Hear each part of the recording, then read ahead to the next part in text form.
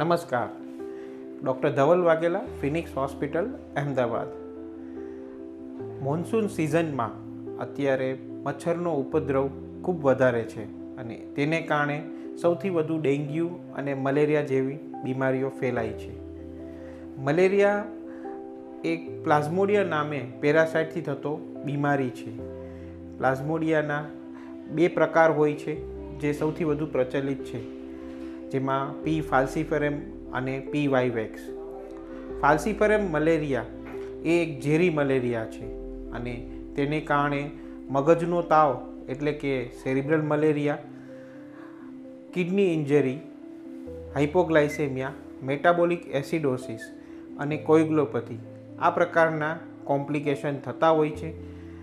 આ બધી જ વસ્તુઓમાં ખેંચ આવવી, કાળા કલરનું કે લાલ કલરનું લોહી, પેશાબ થવો, શરીરમાં એસિડની માત્રા વધવી, બીપી ઓછું થઈ જવું, પ્લેટલેટ ઓછા થઈ જવા, લોહી જામવાનો ગુણધર્મો ઓછો થવો, આ પ્રકારની તકલીફો થતી હોય છે. પી વાઇવેક્સ એ ભારતમાં સૌથી વધુ થતી મલેરિયાની તકલીફ છે અને તેને કારણે લંગ ઇન્જરી એટલે કે ARDS અને એક્યુટ કિડની ઇન્જરી એટલે કે કિડની ઓછી કામ કરવી, આ પ્રકારની તકલીફો થતી હોય છે. મલેરિયાને ડાયગ્નોઝ કરવો ખૂબ જ સરળ છે. ઠંડી લાગીને તાવ આવતો હોય, ચડ ઉતર તાવ રહેતો હોય તો CBCનો સામાન્ય રિપોર્ટ કરીએ તેમાં પેરિફેરલ સ્મિયરમાં મલેરિયાના જંતુઓ એટલે કે આ પેરાસાઇટ જોવા મળતા હોય છે. સ્પેશિયલાઇઝ ટેસ્ટ જેમ કે MP/QBC અને મલેરિયા કાર્ડ ટેસ્ટથી પણ આ બીમારી જાણી શકાય છે.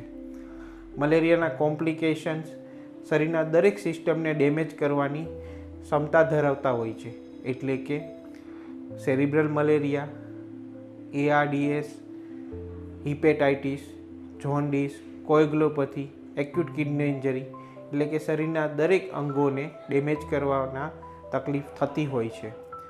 મલેરિયા માટેની એન્ટી મલેરિયા ડ્રગ ઓરલ ફોર્મમાં અને ઇન્જેક્શનના ફોર્મમાં અવેલેબલ છે.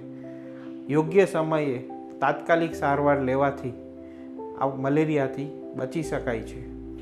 મલેરિયા એક પ્રિવેન્ટેબલ રોગ છે, કારણ કે મલેરિયાના જંતુઓ મોસ્કિટોમાંથી આપણા શરીરમાં ફેલાતા હોય છે. જો મોસ્કિટોનો આપણે ફેલાવો અટકાવીએ તો આ બીમારીથી બચી શકાય છે. આમ આ મોન્સૂન સિઝનમાં મલેરિયા, ડેન્ગ્યુ, ટાઇફોઇડ, જોન્ડિસ એટલે કે હિપેટાઇટિસ A અને E આ પ્રકારની બીમારીઓનું સારવાર કરવા માટે ફિનિક્સ હોસ્પિટલ કટિબદ્ધ છે. નમસ્કાર.